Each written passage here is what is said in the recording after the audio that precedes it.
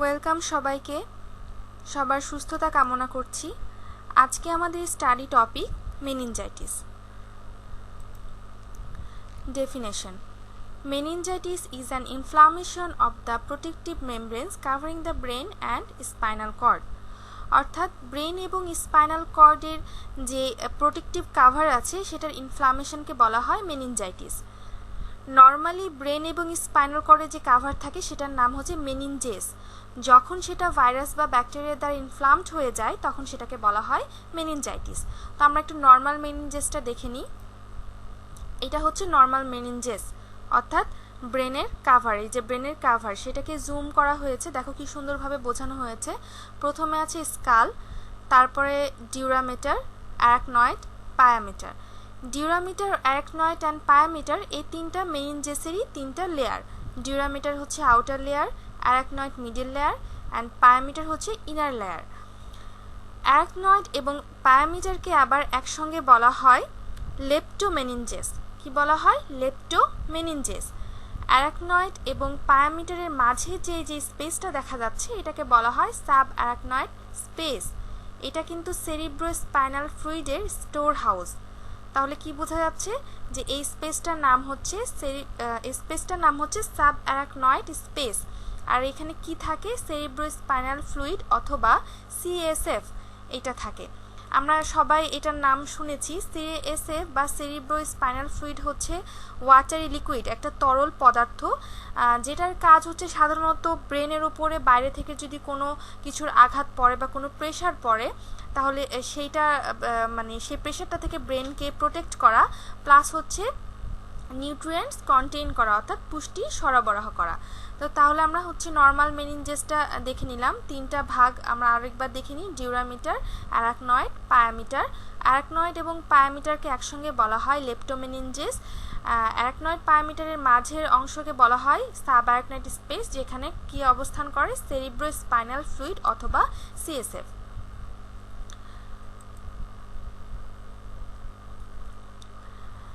মেনিনজাইটিসের ডেফিনেশনে আমরা আবার চলে যাই। আমরা দেখেছি ব্রেন এবং স্পাইনাল কর্ডের যে কাভার আছে সেটাতে ইনফ্লামেশন হওয়ার কারণে সেটাকে আমরা বলি মেনিনজাইটিস।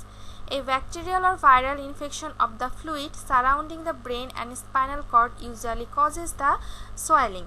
ব্যাকটেরিয়া এবং ভাইরাস ইনফেক্ট করে কোথায়? ফ্লুইডে, অর্থাৎ সেই সেরিব্রোস্পাইনাল ফ্লুইডে যা ব্রেন এবং স্পাইনাল কর্ডের আশেপাশে অবস্থান করে। তখন কি হয়ে যায়? সোয়েলিং হয়ে যায়। সেটাকে আমরা বলে থাকি মেনিনজাইটিস। তাহলে মেনিনজাইটিস কি দাঁড়ালো?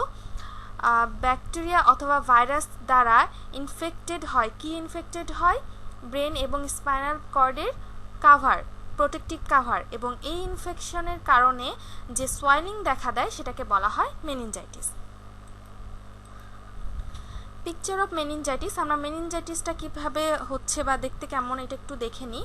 এখানে আসলে একটা অ্যানিমেশনের মাধ্যমে একটা ধারণা দেওয়া হয়েছে। এটা নর্মাল মেনিনজেস আর এটা হচ্ছে ইনফ্লামড মেনিনজেস। ইনফ্লামড মেনিনজেসকে কি বলি আমরা? মেনিনজাইটিস। নর্মাল মেনিনজাইটিসটা আমরা আরেকবার দেখে নিই। আমরা এর আগে চিত্রে দেখেছি ডিউরামিটার, অ্যারাকনয়েড, পায়ামিটার।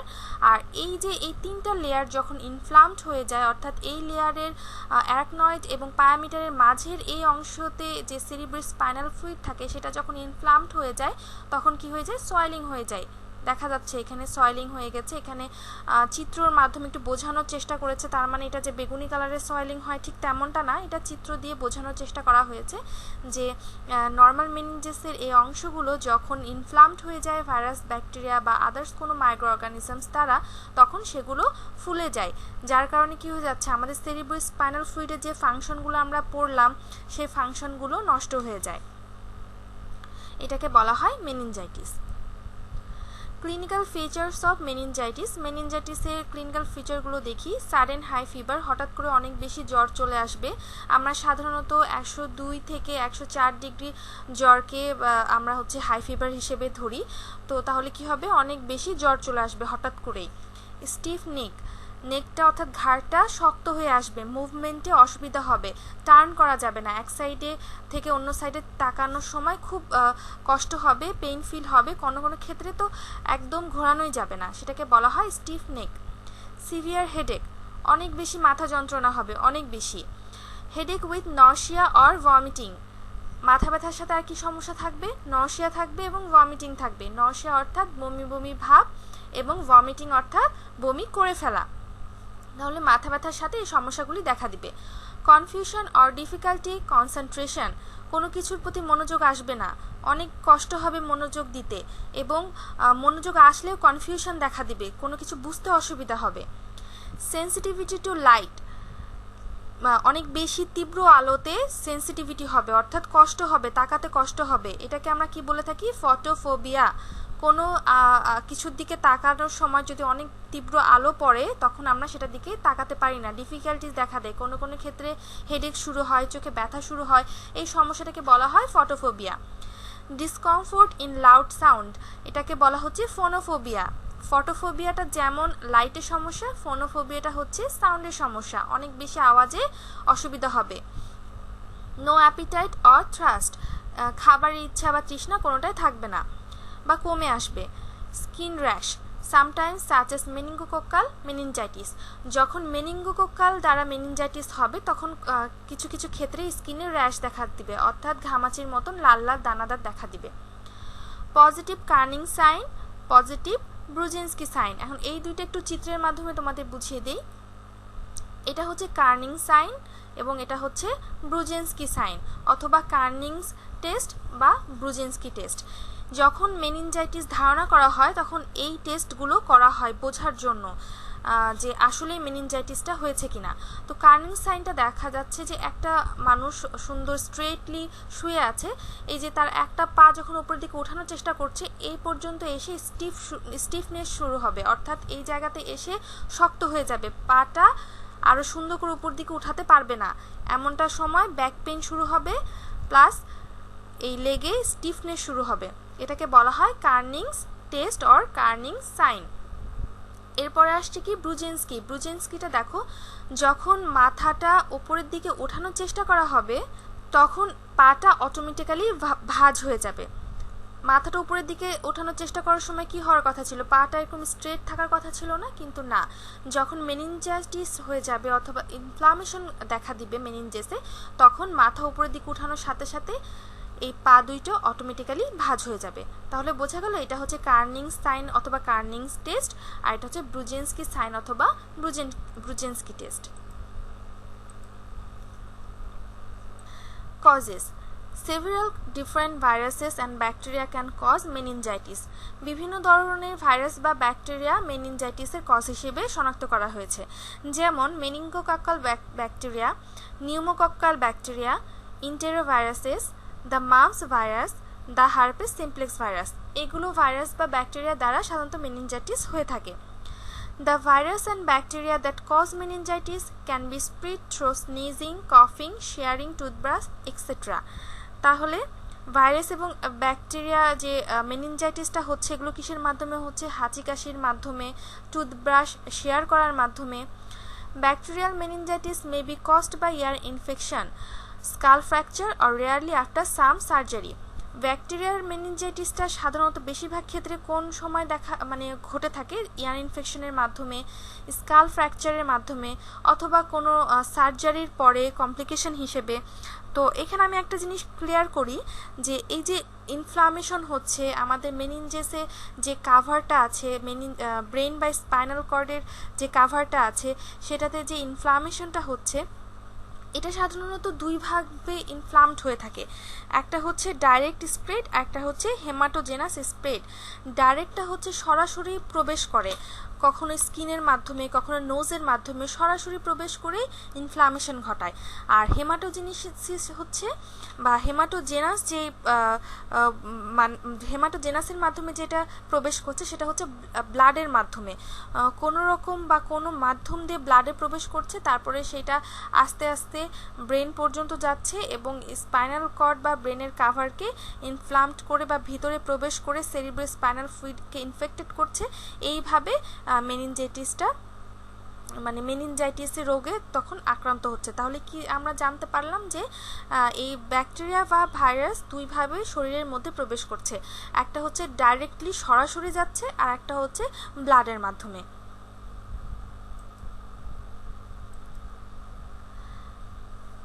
Classification of meningitis. মেনিনজাইটিসকে দুই ভাবে ভাগ করা হয়েছে। প্রথম ভাগটা হচ্ছে বেসড অন ডিউরেশন, সময়কালের উপর ডিপেন্ড করে মেনিনজাইটিসকে ভাগ করা হয়েছে। একটা acute, sub acute, chronic. Acute হচ্ছে symptoms present within a period of 0 to 24 hours, 0 থেকে 24 ঘন্টার মধ্যে এই সিমটমগুলো দেখা দেয়। সাব অ্যাকিউট হচ্ছে symptoms lasting from 1 to 7 days, 1 থেকে 7 দিনের মধ্যে এই সিমটমগুলো দেখা দেয়। ক্রনিক হচ্ছে সিমটমস লাস্টিং ওভার 7 ডেজ, 7 দিনের পরেও এই সিমটমগুলো দেখা দেয়। তোমরা একটা জিনিস হয়তো একটু কনফিউজড হয়ে যাবে, সেটা আমি একটু ক্লিয়ার করি। আমরা আগে জেনে আসছি যে অ্যাকিউট ইলনেস বলতে আমরা বুঝি যে ইলনেসটা 3 মাস স্টে করে, এবং ক্রনিক ইলনেস বলতে আমরা বুঝি যে ইলনেসটা 3 মাসের বেশি সময় ধরেও স্টে করে। কিন্তু এইখানে আমরা এই বিষয়টা আসলে এই অ্যাকিউটকেই আবার অ্যাকিউটের মধ্যেই আবার 3টা ধাপ আলাদা আলাদাভাবে বিভক্ত করা হয়েছে। সেটা আবার কি ডিউরেশনের উপর ভিত্তি করে আর কি, সময়কালের উপর ভিত্তি করে। তো এই অ্যাকিউট ইলনেস আর ওই ক্রনিক ইলনেস এগুলো কিন্তু একই জিনিস না। এটা হচ্ছে যে সময়কালের উপরে ভিত্তি করে অ্যাকিউটকেই আবার 3টা আলাদা আলাদা ফেজে বিভক্ত করা হয়েছে, acute, sub acute and chronic. Based on etiology, bacterial meningitis, bacterial that, এটা কিন্তু অ্যাকিউট ফেজ হিসেবে ধরা হয়। Bacteria that enter the blood stream and travel to the brain and spinal cord, সেটা ব্লাড স্ট্রিমের মধ্যে, ব্লাডের মধ্যে কোনোভাবে প্রবেশ করে এবং ট্রাভেল করে কোথায় যায়, ব্রেন এবং স্পাইনাল কর্ডে, কজ অ্যাকিউট ব্যাকটেরিয়াল মেনিনজাইটিস। এবং ব্রেন এবং স্পাইনাল কর্ডে যাওয়ার পরে যে ইনফ্লামেশন ঘটায় তখন সেটাকে বলা হয় acute bacterial meningitis. But it can also occur when bacteria directly invade the meninges. Invade মানে হচ্ছে আক্রমণ, কি আক্রমণ অথবা আক্রান্ত। এটা ব্যাকটেরিয়াটা আবার সরাসরিভাবেও মেনিনজেসে আক্রান্ত করতে পারে। আমরা আগে দেখে আসলাম না যে মেনিনজাইটিস দুইভাবে হয়, একটা হচ্ছে সরাসরি অর্থাৎ ডাইরেক্টলি, আর একটা হচ্ছে হেমাটোজেনাস অর্থাৎ ব্লাডের মাধ্যমে। তাহলে ব্যাকটেরিয়া কখনো কখনো ব্লাডের মাধ্যমে প্রবেশ করে ট্রাভেল করে ব্রেইন বা স্পাইনাল কর্ডে প্রবেশ করতে পারে, আবার এটা সরাসরি মেনিনজেসে স্কিনের মাধ্যমে বা নোজের মাধ্যমে সরাসরি এটা মেনিনজেসে যে প্রবেশ করে সেখানে ইনফ্লামেশন ঘটাতে পারে। This may be caused by an ear or sinus infection. Ear অথবা সাইনাস ইনফেকশনের মাধ্যমে এটি কী হচ্ছে, সরাসরি মেনিনজেসে প্রবেশ করছে। এই স্কাল ফ্র্যাকচার অর্থাৎ স্কালে কোনো রকম ফ্র্যাকচার হয়ে গেছে সেইখান থেকে সরাসরি প্রবেশ করতে পারে। অর রেয়ারলি আফটার সার্জারি, সার্জারির পরে বিভিন্ন রকম কমপ্লিকেশন দেখা দেয়, এটা হচ্ছে ওয়ান কাইন্ড অফ কমপ্লিকেশন। ব্যাকটেরিয়ার যে মানে জাতিগুলো আর কি বলতে পারি, যে আমাদের ব্যাকটেরিয়া যে জাতিগুলো আছে, কোন কোন জাতি দিয়ে এগুলো মেনিনজাইটিস হতে পারে, যেমন Streptococcus pneumoniae, Neisseria meningitis, Haemophilus influenzae or Listeria monocytogenes. এগুলো ব্যাকটেরিয়ার বিভিন্ন আলাদা আলাদা ব্যাকটেরিয়া, এগুলো দ্বারাও কি হতে পারে, ইনফেক্টেড তাহলে হতে পারে। এগুলো হচ্ছে ব্যাকটেরিয়ার আলাদা আলাদা টাইপস। এক একটা টাইপস দিয়ে মানে অ্যাফেক্টেড হলে সেটা আলাদা আলাদাভাবে নামকরণ হয় এবং ভিন্ন ভিন্ন কজের সাথে সেগুলোকে আমরা ভিন্ন ভাবে মেনশন করতে পারি। যেমন ব্যাকটেরিয়ার মেনিনজাইটিস, এগুলো বিভিন্ন রকম টাইপসদের দ্বারা যখন আক্রান্ত হয় তখন সেগুলো আমরা আলাদা নামকরণ করে থাকি। ভাইরাল মেনিনজাইটিস, এটাকে বলা হয় aseptic. Virus such as herpes simplex virus, HIV, mumps can cause viral meningitis. এই টাইপসগুলো দিয়ে আবার যখন ইনফেক্টেড হয় তখন সেগুলোকে আমরা বলে থাকি viral meningitis. Chronic meningitis, fungal অর্থাৎ ফাঙ্গাস যার দ্বারা যে মেনিনজাইটিসটা হয়ে থাকে সেটাকে আমরা বলে থাকি chronic meningitis. Slow growing organism such as fungi and mycobacterium tuberculosis, mycobacteria এবং টিউবারকুলোসিস দ্বারা এটা আক্রান্ত হয়ে থাকে। That invade the membranes and fluid surrounding in brain cause chronic meningitis.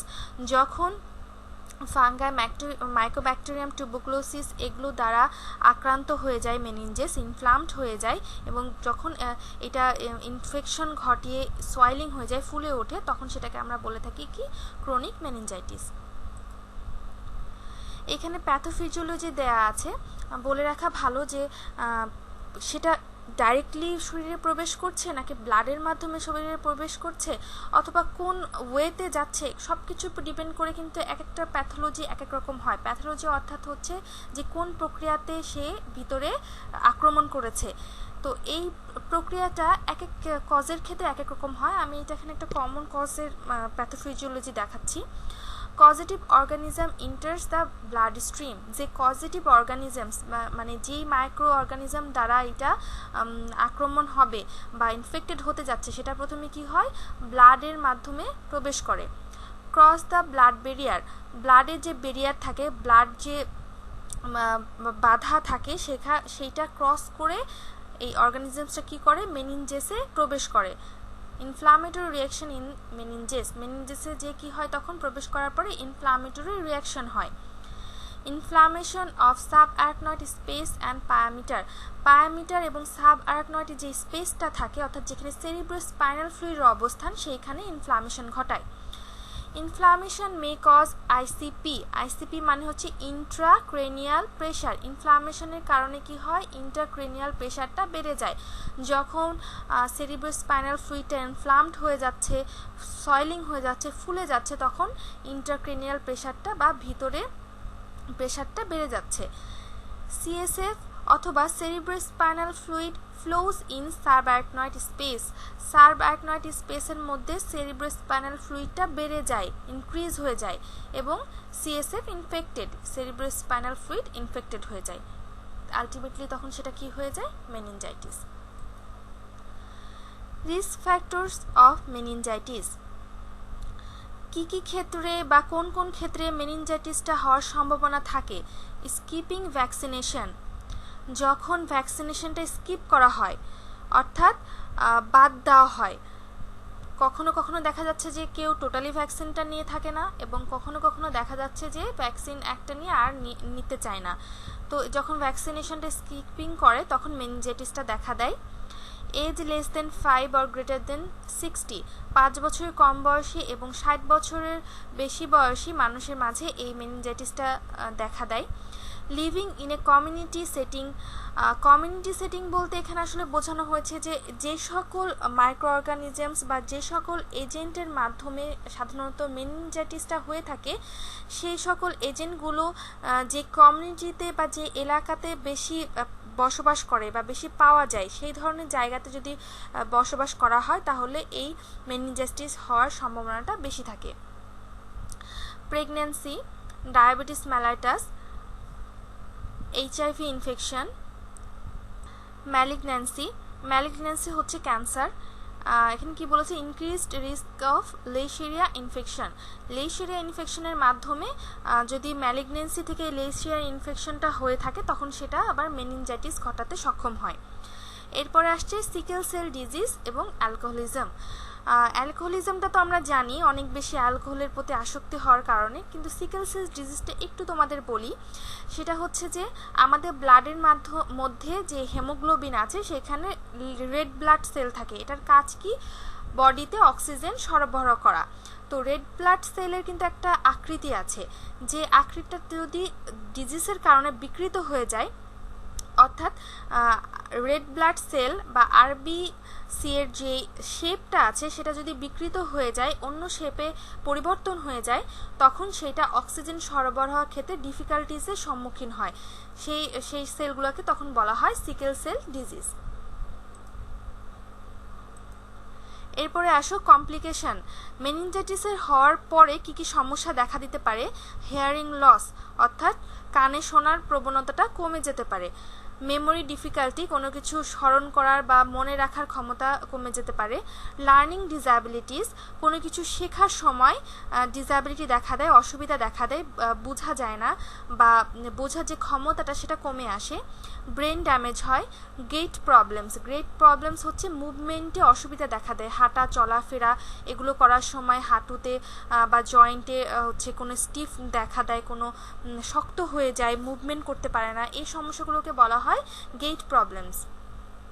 এরপরে হচ্ছে সিজার্সটা হচ্ছে যে তোমার সিজার্স মূলত বলা হয় যে আনকন্ট্রোলড মানে electrical disturbance in the brain, অর্থাৎ যে যখন আমাদের ব্রেনের যে ফাংশনগুলো আছে সেগুলো হঠাৎ করে কন্ট্রোলের বাইরে চলে যায়, অর্থাৎ আমরা নিজেদের প্রতি নিজেদের যে একটা কন্ট্রোল ক্ষমতা আছে কোনো কিছু করতে, কোনো কিছু বুঝতে, তারপরে আমাদের যে আচার আচরণ আছে সেগুলোকে আমরা যেভাবে কন্ট্রোল করতে পারি, এই সময় এই সিজার যখন হয় তখন এগুলো আনকন্ট্রোলড হয়ে যায়, আমাদের নিজেদের প্রতি নিজেদের কোনো কন্ট্রোল তখন থাকবে না। Kidney failure, shock and death. তাহলে কি কমপ্লিকেশনগুলো দেখলাম যে মেনিনজাইটিস যে ব্যক্তির হবে, যে পার্সনের হবে, সেই পার্সনে এই সমস্যাগুলো পরবর্তীতে দেখা দিতে পারে বা ওই মুহূর্তেই দেখা দিতে পারে। ডায়াগনস্টিক ইভালুয়েশন, মেনিনজাইটিস হয়েছে কিনা এটা দেখার জন্য আমরা প্রথমে সাইন সিমটমের মাধ্যমে একটু ধারণা করলাম, তারপরে দুইটা টেস্ট দেখলাম, কার্নিংস অ্যান্ড ব্রুজেন্সকি, এই টেস্টের মাধ্যমে আমরা বোঝার চেষ্টা করলাম। এখন হচ্ছে কনফার্ম হওয়ার জন্য আমাদের আরও কিছু ডায়াগনস্টিক ইভালুয়েশনের দরকার আছে, যেমন হচ্ছে ব্লাড কালচার, কম্পিউটারাইজড টেমোগ্রাফি অর্থাৎ সিটি স্ক্যান, ম্যাগনেটিক রিসোনেন্স অর্থাৎ MR, X ray and lumber puncture. Treatment of meningitis. Treatment is determined by the cause of meningitis. কি কারণে তার মেনিনজাইটিস হয়েছে সেটার উপর ডিপেন্ড করে আসলে ট্রিটমেন্টটা হয়ে থাকে। Bacterial meningitis requires immediate hospitalisation, যদি তার ব্যাকটেরিয়ার মাধ্যমে মেনিনজাইটিস হয়ে থাকে তাহলে তাকে ইমিডিয়েট হসপিটালাইজড করতে হবে। তারপরে কি বলছে, early diagnosis and treatment will prevent brain damage and death, যদি প্রথমে ডায়াগনোসিস করা হয় এবং ট্রিটমেন্ট শুরু করা হয় তাহলে ব্রেন ড্যামেজ অথবা মৃত্যু প্রিভেন্ট করা possible. Bacterial meningitis is treated with intravenous antibiotics, there is no specific antibiotic for bacterial meningitis, it depends on the bacteria involved, কোন ব্যাকটেরিয়া ইনভলভড হয়েছে সেটার উপর ডিপেন্ড করে ইন্টারভেনাস অ্যান্টিবায়োটিক্স দেওয়া হয়। Fungal meningitis is treated with antifungal agent, antifungal যে ড্রাগসগুলো আছে সেগুলো মাধ্যমে ফাঙ্গাল মেনিনজাইটিস ট্রিটমেন্ট করা হয়। Viral meningitis may resolve on its own, viral মেনিনজাইটিসটা কখনো কখনো নিজে থেকেই ভালো হয়ে যায়, but some causes of viral meningitis will be treated with intravenous antiviral medication, কিন্তু কিছু কিছু ক্ষেত্রে বা কিছু কিছু কারণের মাধ্যমে যদি ভাইরাল মেনিনজাইটিসটা হয়ে থাকে সেটা আবার কি ইন্টারভেনাস অ্যান্টিভাইরাল মেডিকেশনের মাধ্যমে প্রিভেন্ট করা পসিবল। এবার আসো nursing management of meningitis, meningitis ক্ষেত্রে মেনিনজাইটিস হলে নার্সিংয়ের কী কী ম্যানেজমেন্ট দরকার। Constant observation for assessment of patient condition, পেশেন্টের অবস্থা কনস্ট্যান্টলি অবজার্ভ করতে হবে। Minimize all stimuli, bright light, sound, jerking the bed, যতগুলো উদ্দীপক বা উদ্দীপনাযুক্ত হচ্ছে জিনিসগুলো আছে সেগুলো মিনিমাইজ করতে হবে। আমরা আগে দেখেছি যে অনেক বেশি লাইটে অসুবিধা হয়, যার জন্য ব্রাইট লাইটটা কমিয়ে ফেলতে হবে, সাউন্ডেও কমিয়ে ফেলতে হবে, এবং জার্কিং দ্য বেড অর্থাৎ বেডের ঝাঁকুনি এমন কিছু করা যাবে না যেন বেডে ঝাঁকুনি অনুভূত হয়। এই সমস্যাগুলো মেনিনজাইটিস পেশেন্টের ক্ষেত্রে একটু ডিফিকাল্টিস ক্রিয়েট করে। Maintenance of personal hygiene, personal hygiene maintain করতে হবে অর্থাৎ পরিষ্কার পরিচ্ছন্নতা মেনটেন করতে হবে। Antibiotics given according to doctor's order, ডক্টরসের অর্ডার অনুযায়ী অ্যান্টিবায়োটিক্স দিতে হবে। Special measures to be taken for the following condition, যদি কিছু স্পেশাল মানে ডিফিকাল্টিস দেখা দেয় বা কমপ্লিকেশন দেখা দেয় তখন আবার স্পেশাল মেজারমেন্টও নিতে হবে, যেমন কনভালশন যদি হয় অর্থাৎ খিঁচুনি যদি হয় তখন কি করতে হবে, রিলাইং বেড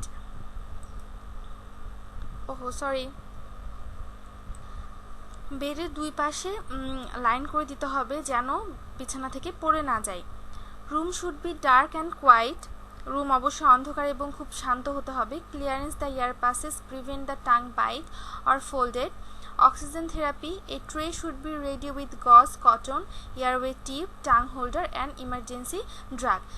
তাহলে কি হচ্ছে এখানে যে বলেছে টাং বাইট কনভালশনের সময় কিন্তু টাং বাইট দেয়, জিহ্বা দাঁত দিয়ে চেপে ধরে, সেক্ষেত্রে কি করতে হবে এখানে টাং হোল্ডার দিয়ে জিহ্বা এবং দাঁতকে সেপারেট করে দিতে হবে, যেন ওরা যদি দাঁত দিয়ে জিহ্বাটা চেপে ধরে অনেক ক্ষেত্রে জিহ্বাটা কেটে যায়, যার জন্য টাং হোল্ডার দিয়ে টিথ এবং টাংকে সেপারেট করে দিতে হবে। আনকনসিয়াস পেশেন্টের ক্ষেত্রে নিউট্রিশনাল ব্যালেন্স মেনটেন করতে হবে। চেঞ্জ পজিশন রুটিনলি, পজিশন যদি রুটিনলি চেঞ্জ না করে বা করা হয় তাহলে কিন্তু বেডশোর হয়ে যাওয়ার সম্ভাবনা থাকে, এই জন্য পজিশনটা রুটিনলি চেঞ্জ করে দিতে হবে। Care of the Baul and bladder, position exercise, clean the airway. তাহলে কি করতে হবে? পজিশনালি এক্সারসাইজ করতে হবে, পজিশন চেঞ্জ করতে হবে, এয়ারওয়েটা ক্লিন করতে হবে, তারপরে বাউল এবং ব্লাডার কেয়ার করতে হবে। Administer intravenous fluid and medication as ordered by the physician, ফিজিশিয়ানের অর্ডার অনুযায়ী ইন্ট্রাভেনাস ফ্লুইড দিতে হবে এবং মেডিকেশন দিতে হবে। এই ফ্লুইডটা কিন্তু এখানে আসলে অনেক বেশি জরুরি। মেনিনজাইটিস পেশেন্টের ক্ষেত্রে ফ্লুইড এবং বেড রেস্টটা খুবই গুরুত্বপূর্ণ। Corticosteroids may be used for the critically ill patient. কর্টিকোস্টেরয়েডটা হচ্ছে বডির ভিতরে ইনফ্লামেশনটাকে লো করতে হেল্প করে। যখন ক্রিটিক্যালি ইল হয়ে যাবে পেশেন্ট, তখন সেক্ষেত্রে কর্টিকোস্টেরয়েড ইউজ করতে হবে। Place splint and sandbags use for the legs. স্প্লিনটা হচ্ছে একটা শক্ত ম্যাটেরিয়াল যেটা আসলে লেগকে সাপোর্ট দিয়ে থাকে, আর স্যান্ডব্যাগস হচ্ছে বালুর তৈরি এক ধরনের ব্যাগ। যেহেতু এটা বালু দেওয়া থাকে যার জন্য এটা ভারী হয়, তো স্প্লিন্ট অথবা স্যান্ডব্যাগস লেগসের জন্য ইউজ করতে হবে, লেগসকে সাপোর্ট দেওয়ার জন্য। If needed nasogastric feeding given and feeding must be small quantity at a time according to body needs. যদি পেশেন্ট মুখে কিছু নিতে না পারে তাহলে সেক্ষেত্রে ন্যাজোগ্যাস্ট্রিক ফিডিং দিতে হবে, এবং ফিডিংটা অবশ্যই স্মল কোয়ান্টিটি হবে, অনেক বেশি একসঙ্গে দেওয়া যাবে না। তার বডির প্রয়োজন অনুযায়ী তাকে স্মল কোয়ান্টিটি অ্যামাউন্টে ন্যাজোগ্যাস্ট্রিক ফিডিং করাতে হবে। এটাই ছিল আমাদের নার্সিং ম্যানেজমেন্ট। মেনিনজাইটিস পেশেন্টের ক্ষেত্রে নার্সিং ম্যানেজমেন্টটা আসলে খুবই জরুরি। নার্সিং ম্যানেজমেন্টের মাধ্যমে দেখা যাচ্ছে যে ভাইরাল মেনিনজাইটিসের ক্ষেত্রে অনেক পেশেন্ট নিজের থেকেই সুস্থ হয়ে যায়।